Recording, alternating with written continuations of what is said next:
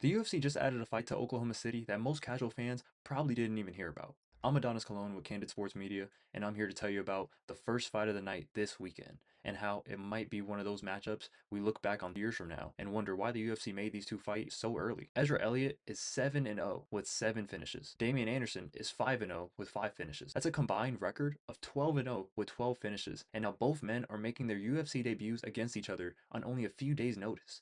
One undefeated record has to disappear before either fighter has even had the opportunity to build a name inside the UFC. And I'm not saying both of these men are guaranteed to become champions, but this reminds me structurally of fights like John Dodson versus TJ Dillashaw. Two debuting fighters meet extremely early, one of them has to lose, and years later we realize both of them belong near the top of the sport. What makes Elliott versus Anderson especially fascinating is that these two are elite grapplers, but they represent two completely different versions of grappling in MMA. Damien Anderson is not simply an MMA fighter with dangerous jiu-jitsu. He's legitimately an elite professional submission grappler who decided to put on 4-ounce gloves. At the 2022 ADCC West Coast Trials, Anderson fought through one of the deepest 66 kilogram brackets in the sport and earned a bronze medal. He defeated Andrew Tackett, and that name means even more now because Tackett has since become the UFC BJJ welterweight champion and has defended the championship multiple times. Anderson then reached the semifinals and lost to Keith Krikorian, who went on to win the entire tournament. So when we say Damien Anderson is a high-level grappler, we're not basing that off of regional MMA opponents tapping to submissions.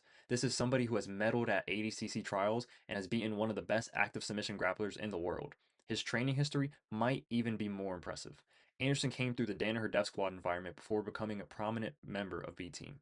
That means Gordon Ryan, John Danaher, Craig Jones, Nicky Rod, Nicky Ryan, Ethan Krelestein, those were not just names he occasionally visited for seminars. Those were regular coaches, teammates, and training partners, and Anderson later became a B Team black belt and opened the organization's first affiliate in New Jersey. He has competed on major grappling stages, including UFC Fight Pass Invitational, ADCC Trials, and more. His skill set has translated directly into MMA. He's 5-0 with 5 finishes, 4 submissions, and 1 knockout. He submitted opponents with rear naked chokes, inside heel hooks, and most recently a knee bar. That submission variety is what makes him so dangerous. Anderson is also a natural bantamweight. He's stepping into the UFC, fighting up at featherweight, and doing it on extremely short notice against another undefeated prospect. That tells you something beyond technique. Damien Anderson is a dog. He spent years competing against world-class grapplers in tournament formats where you may have to beat 5, 6, or 7 opponents in one weekend.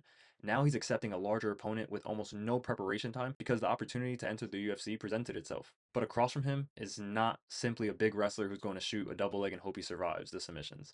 Ezra Elliott is an outstanding grappler in his own right. Elliott has a legitimate wrestling foundation, excellent top control, and a very advanced understanding of transitions. He knows how to stay connected when his opponents scramble, but he also understands when to disengage. That distinction matters against Anderson. A lot of wrestlers become so committed to remaining on top that they follow an opponent directly into a reversal or submission.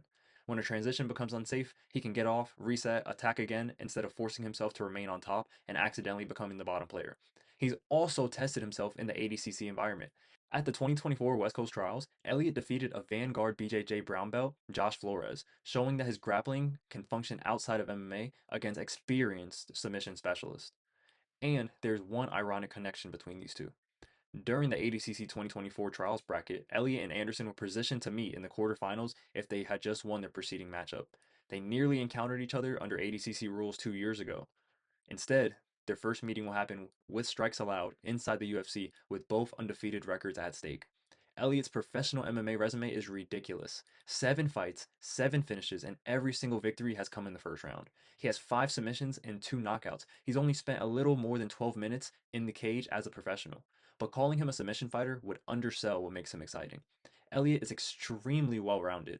He's tall and long for featherweight at approximately 5'10". He mixes his striking into his wrestling efficiently, and he does not use grappling merely to secure control time. His ground and pound is one of the most dangerous parts of his game. When Elliott reaches top position, there's almost no dead time. He's constantly looking to posture, create an angle, trap an arm, improve position, or land another damaging shot.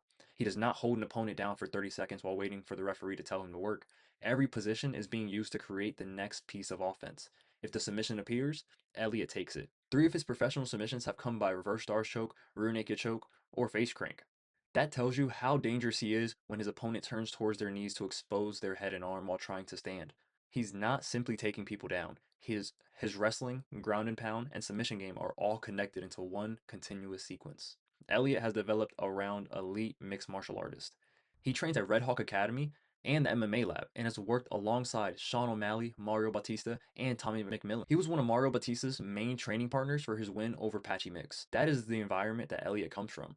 And that's why this matchup is not just as simple as a wrestler versus a jiu-jitsu player. Elliott may be the larger fighter, the more reliable offensive wrestler, and the more proven striker in MMA. Anderson is the more accomplished pure submission grappler and may have the broader collection of threats once a scramble begins. Against most opponents, Elliott can confidently follow every scramble and overwhelm them with activity. Against Anderson, one unnecessary transition could place him in some sort of bad sequence. But the danger also works in the other direction. Anderson may be completely comfortable playing underneath elite grapplers, but Elliott is not going to sit inside his guard and participate in a technical exchange. He's going to hit him. And Elliott's ground and pound can force Anderson to move before he wants to, open his elbows to protect his face, or abandon a leg entanglement because his strikes are coming down. Anderson's pure grappling may be more accomplished, but Elliott's grappling may be more naturally integrated for MMA. The biggest unanswered question may be what happens if neither man gets the early finish. Elliott has never left the first round as a professional. Anderson has never reached the third round as a professional. If they neutralize each other's strongest weapons early, we could learn more about both fighters in 15 minutes than we have throughout their entire undefeated careers. Can Elliott maintain the pace when an opponent refuses to break? Can Anderson win the minutes if his submission attempts do not produce a finish? Can Anderson handle the size and physicality of a natural featherweight? And can Elliott remain technically disciplined when he is grappling with someone who's trained daily with some of the best submission artists ever? That's why I hate that one of these fighters has to lose their zero. Damien Anderson has the resume and the skill set to become a serious problem at bantamweight. Ezra Elliott has the size, well-rounded game, and developmental environment to become a serious featherweight prospect. The loser should not be dismissed. This is a UFC debut on short notice against another undefeated fighter with a completely unusual style. A loss here could age extremely well. The best way to describe this matchup, it's two different versions of elite modern grappling meeting before the rest of the MMA world has learned their names. Damien Anderson has spent his career training jiu-jitsu with some of the greatest grapplers alive. Elliott has spent his career learning how to convert wrestling and grappling into complete mixed martial arts alongside some of the UFC's best fighters. Together, they're 12-0 with 12 finishes, and on Saturday, somebody's O has to go. But I would not be surprised if both names remain relevant in the UFC for a very long time.